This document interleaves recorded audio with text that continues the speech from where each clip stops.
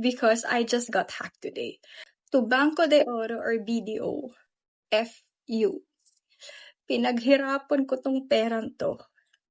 And that's it. It's all gone. Today I'll share a story of a single mom, a Filipina, who's going through what has to be one of our biggest fears when traveling or even living. And this is her story. I'm going to let her speak completely and I'll tell you guys a little bit more detail. I'll go ahead and leave you a link to her full video in the comment section if you want to support her YouTube channel and Facebook. This is what happened. I'm creating this video because I just got hacked today. I don't know how.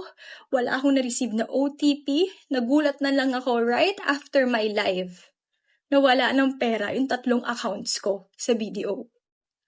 Literal guys, I'm gonna show it to you right now via green screen ano na lang natira sa akin. Guys, literally ano lang pera ko. Ito nakita niyo kaya Alonzo pang surgery niya dapat yan. Hindi na-label pang bayad ko sa mga sewers, sa tahian, sa tela. Wala, 48 pesos na lang. So I called BDO right away. How did I find out? Because right after my live, bumaba ako sa tita ko, yung accountant ko. Sabi ko, tita, tara bayad na tayo sa utang para ma-set aside ko na yung pera para sa surgery ni Alonzo dahil we had a good week. And then pagbukas ko, yan yung nakita ko. And then nagtatanso, tumawag kami sa BDO. Wala silang kwenta. Like, wala talaga. And then sinabi nila sa akin na hack daw ako dahil sa QR code. So what are you trying to say, BDO, that anyone, if you will sell like me as a business owner sa lahat na may QR code, pwede sila ma-hack dahil sa QR code? And ano yung sistema na yun? Sobrang sakit lang kasi pinaghirapan ko yun. BDO naman! Anong klase? So anyone can just hack. And here is the funny part pa. Sinabi daw nila, nag-access daw ako ng link, nag-access ako ng BDO OTP. Paano? I was with Alonzo the whole afternoon. We were at Robinson's Antipolo. We were riding the train. We were at Tom's World. I didn't even use my phone. The transaction happened at 12:59 p.m. I did not receive any OTP. And here's the worst part. Ang isang online transaction, ang maximum lang yan is 50 to 100k pesos per day. Pero na-withdraw nila 184. Lahat yun para sa surgery ni Alonzo. Can you imagine 184,000 or rather 89 pa 200k na? 200k like multiple transactions, hindi man lang nag-alert si BDO, wala man lang na stinop kasi it's new to the account for me to like transfer that much. Like 50k, wait, pakita ko sa inyo. Ganyan, sunod-sunod, ayan o, 12:59 today, I was with Alonzo. May proof ako, may videos ako na nasa train kami, sumasakay kami sa train around Robinson's Antipolo, and they told me that I accessed how. That's the worst part pa, 3 accounts nakuha nila. Paano, diba? My numbers are not linked, or alam mo yun, di ko alam. Sobrang, yung security ko, password ko, sobrang double check ko. Wala akong na-receive kahit anong OTP, not even an email, not even anything. Tapos, sinabihan pa nila ako, yung customer service ng BDO, na bakit hindi man lang daw ako nag-react sa BDO alert. Sa akin lang, ano ba, hindi ko naman tinitignan yung notification ko. I was with my son, malay ko ba? So, may nagte-text man dyan. Bakit ko papansinin? Wala naman ako ginawang transactions. Usually, sa mga BDO alert, oh, you have to pay this, you have to pay that. For me, I didn't care because I wasn't due for anything or I didn't even make any transactions. Can't you imagine? One day, anong klaseng security system meron kayo, BDO? One day, 189,000? Oh God, pinaghirapan ko yun. The surgery is due this weekend.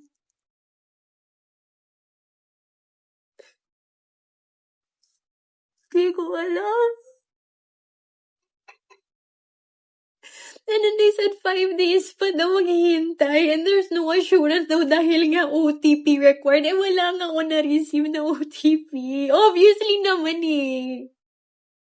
Paano ko gagawin yun? Diba? Wala nga ako kanina. Nakasakay zoo ako. Ang sakit lang. Can you imagine? Yan lang pera ko. Yan na lang. I don't know, like, inalang pero sakit. Si Alonso ba? I know I have to move forward and fight. Pero alam mo yung inisip mo na parang paano na bukas? Paano na to? Paano na... I'm due to buy Alonso's milk. Medicines tomorrow. May therapy siya sa Wednesday. Ganun to find out 98 pesos lang meron ka. Tapos yung inipo mo pang surgery ni Zoe for months, it's all gone. Tapos yung babayaran mo pa sa tahian, yung pinaghirapan mong live selling for weeks, it's all gone. BDO, ayusin nyo naman yung sistema nyo. How will you allow multiple transaction in one afternoon, even few minutes nga lang? 189,000 just like that? I'm gonna fight for this. I will actually go to Bangko Sentral. Gagawin ko lahat. Kasi mismo yung customer service nagsabi sa amin ng BDO na hack ako dahil sa QR code sa pagbayad ng customer. So, paano na lahat? Paano na lahat ng businesses ngayon if they have that social engineering thing to hack on a QR code, hindi lahat ma-hack na? Hindi man lang, wala man lang transaction or alert or a system wherein to stop that type of hacking? Ang BS naman ng sistema niyo. I wanna move forward. I wanna do, but I can't calm down. Kanina pala ako sinasabihan to create a statement, pero hindi ko magawa. Nanginigig ako kanina ba? Pinaghirapan ko yung pera na yun. Hindi ko alam. Sana video, please do tag video. Ewan ko video, gawin nyo ng paraan. Absolutely incredible. Like, what would you do, especially when you have a disabled child that you're saving money for? His surgery just completely absurd.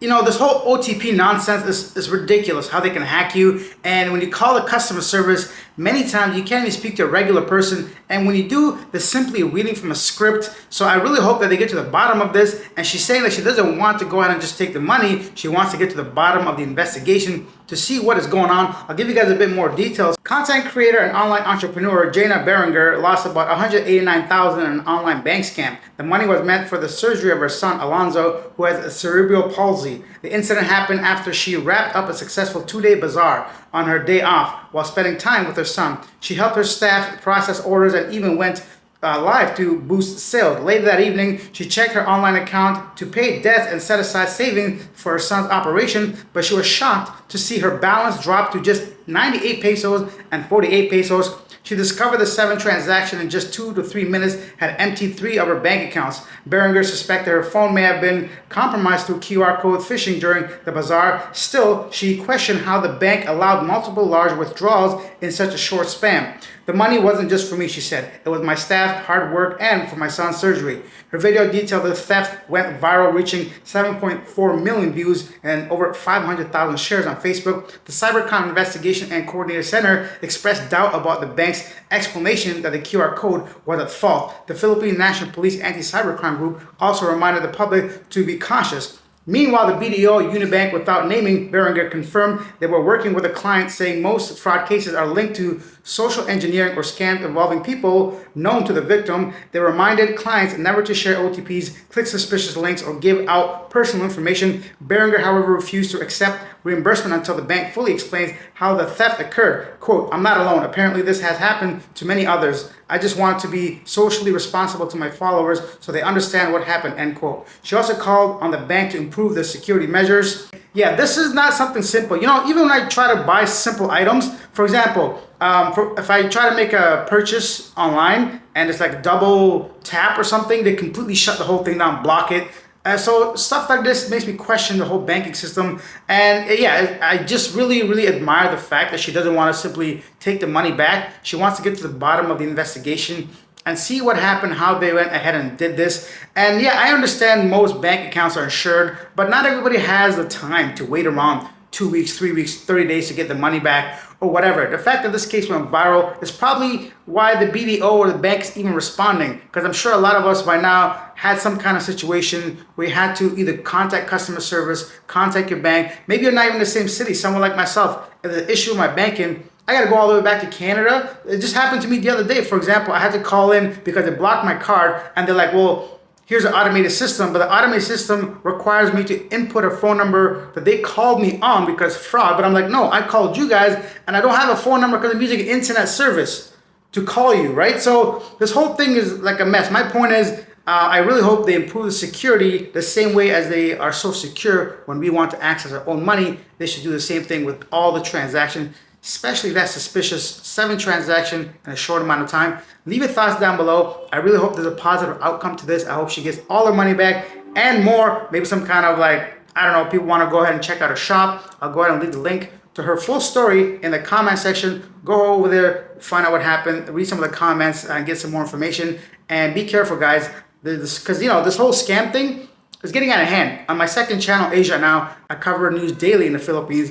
And no joke, on like probably every other day, there's a huge major bust when it comes to scam hubs. And I'm not even exaggerating. So at least 2 or 3 times a week, we have like, if not 1 or 2, just like last week, 2 Israelis.